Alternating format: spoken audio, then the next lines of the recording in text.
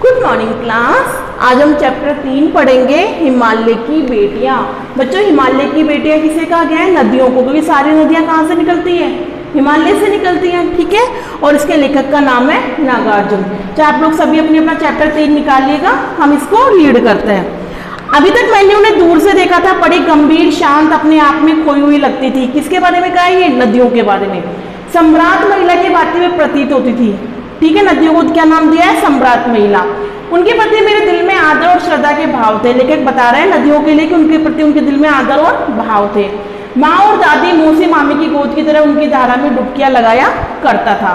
परंतु इस बार जब मैं हिमालय के कंधे पे चढ़ा तो कुछ और रूप सामने थी। मैं हैरान था कि यही दुबली पतली गंगा, यमुना, यही सतलुज समतल मैदानों में उतरकर विशाल कैसे हो जाती है। तो जितनी भी नदियां हैं कहाँ से निकलती है? हिमालय से निकलती है। तो हिमालय में एक धारा के रूप में निकलती है और मैदानों में आके वो बड़ा रूप ले लेती है। इनका उछलना कूदना, खिलखिलाना, लगातार हंसते जाना, इनका भाव भंगनी है। उल्लास कहाँ गायब हो जाता है भाई? हिमालय से तो यूं इटलाती हुई आएंगी, लेकिन मैदान में शांत बहती है। किसी लड़की को जब मैं देखता हूँ तो किसी कली पर मेरा ध्यान अटक जाता है। तब भी इतना कौतूहल विस्मय नहीं हुआ जितना कि इन बेटियों की बाल लीला देख के। लेकर कह रहा है कि मैं किसी लड़की को देखकर भी इतना विस्मित नहीं हुआ जितना मैं इन नदियों को ऊपर से लहराते हुए आते हुए देखकर हुआ हूँ। कहाँ ये भागी जा रही है? वह कौन सा लक्ष्य है जिन्हें इन्हें बेचैन कर रखा है? अपने महान पिता का विराट रूप पाकर भी अगर इनका हृदय तृप्त है तो वह कौन होगा जो इनकी प्यास मिटा सकेगा? भाई हिमालय से निकली है, इसलिए उनका पिता कौन हो गया? हिमालय हो गया। आप देखते हो जब ऊपर से नदियां आएंगी तो बहुत तेज आती है, तो कहते हैं कि इनको ऐसे कहाँ पे जाना है, कहाँ की इनको भागदौड़ लग रही है जो अपने पिता को छोड़ के ये भागी जा रही है। प्यास, बर्फ जली नंगी पहाड़ियाँ, छोटे छोटे पौधों से भरी घाटियाँ, बेघर औदित्य, सरबत जुतपाए, ऐसा है इनका लीला निकेतन। भाई आप देखते हो हिमालय की, जब हिमालय पे क्या क्या दिखते हैं? घाटियाँ हैं, पेड़ पौधे हैं, छोटे छोटे पहाड़ियाँ हैं। तो ये सब लेखक के मन को आकर्षित कर रहे हैं। खेलते खेलते जब ये जरा दूर निकल जाते हैं तो देवदार, चीड़, सीर, चिनार, सफेदा, केल के जंगलों में पहुंचकर शायद इन्हें बीती याद करने का मौका मिल जाता है। जब वो वहां से उतरते तो फिर काय में से जाती है? जंगलों में से जाती है। बड़ी बड़ी चोटियों से जाकर पूछे कि उत्तर में विराट रोमोन के सिवाय उनके पास कुछ भी नहीं है। मतलब वो नदियों से पूछते हैं कि तुम्हें कहाँ जाना है, कहाँ मिलना है, लेकिन उनके पास कोई उत्तर नहीं होता। सिंधु और ब्रह्मपुत्र ये दो ऐसे नाम हैं जिनके नाम सुनते ही रावी, सतलुज, चनाव, झेलम, काबुल, कपिशा, गंगा, यमुना, सरयू, गंडक, कोसी आदि हिमालय की छोटी बेटी सभी बेटियों के सामने नाच रहे हैं। सिंधु और ब्रह्मपुत्र ये भी हिमालय की ही बेटी बोली गई है। दो बड़ी नदियां हैं जिनके अंदर से बहुत सारी नदियां निकलती हैं।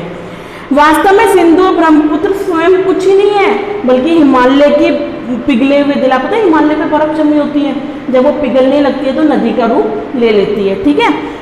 तो पिघलते हुए दिल की एक एक बूंद न जाने कब इकट्ठा होकर दो महानदों यानी जो बहुत भारी बड़ी नदियां होती हैं उसके रूप में परिवर्तित हो जाती हैं और समुद्र की ओर प्रभावित होती है। हिमालय से निकल के किस में मिल जाती है? वो समुद्र में मिल जाती है। कितना सौभाग्यशाली है वह समुद्र से पर्वतराज हिमालय की दो बेटियों का हाथ पकड़ने का श्रेय मिला। मतलब बेटी तो हो गई हिमालय की और मिलकर में जाती है समुद्र में। तो कह रहा है कि कितना किस्मत वाला है वो समुद्र जो हिमालय की बेटियों का हाथ पकड़ता है। जिन्होंने मैदान में ही नदियों को देखा होगा उनके ख्याल से शायद ये बात आ सके कि बुढ़े हिमालय की गोद में बच्चियां बनकर ये कैसे खेला करती है। माँ बाप की गोद में नंग धड़ंग होकर खेलने वाली इन बालिकाओं का रूप पहाड़ी आदमियों के लिए आकर्षण भले ना हो, लेकिन मुझे तो ऐसा लुभावना प्रतीत हुआ कि वह रूप हिमालय को ससुर और समुद्र को उसका दामाद कहने में भी झिझक नहीं होती। ससुर और दामाद का रिश्ता समझ में आ गया। भाई हिमालय को ससुर क्यों बोला है? क्योंकि हिमालय की वो बेटियां हैं, नदियां सारी, सब नदियां हिमालय से निकलती हैं। और समुद्र को दामाद क्यों कहा है? क्योंकि सारी जाके उसमें मिल जाती है, इसलिए हिमालय और समुद्र का क्या रिश्ता बताया? ससुर और दामाद का। कालिदास के विरही पक्ष में मेघदूत ने कहा, नदी को प्रेम का प्रतिवदन देता जाना, तुम्हारी ये प्रेयसी तुम्हें पाकर अवश्य ही प्रसन्न होगी। यह बात इन चंचल नदियों को देखकर मुझे अचानक याद आ गई। सोचा कि शायद उस महाकवि को भी नदियों का सचेतक रूपक पसंद था। दरअसल जो भी कोई नदियों को पहाड़ी, घाटियों, समतल आंगनों, मैदानों में जुदा जुदा शक्लों में देखेगा वह इसी नतीजे पर पहुंचेगा।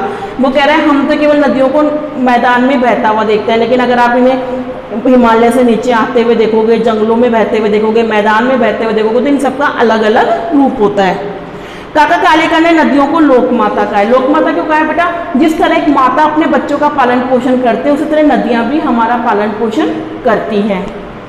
किंतु माता बनने से पहाड़ों में यदि हम इन्हें बेटियों के रूप में देख ले तो क्या हर्ज है। और थोड़ा आगे चले इन्हीं के अगर हम प्रेयसी समझते हो, प्रेमिका की भावना करें तो कैसा रहेगा। ममता का एक और भी धागा है जिन्हें हम इनके साथ जोड़ सकते हैं, बहन का स्थान। कितने कवियों ने नदियों को दिया। एक दिन मेरी भी ऐसी भावना हुई जो लिंग की बात है। मन उचट गया, तबीयत ढीली थी, सतलज के किनारे जाकर बैठ गया।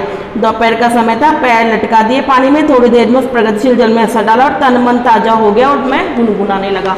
तो देखा आपने कि जो नदी का पानी है वो माँ के समान है। देखा खुद कह रहा है कि जब मैं थक गया तो मैंने जब पानी में पैर डाल के बैठे मेरी सारी थकान निकल गई।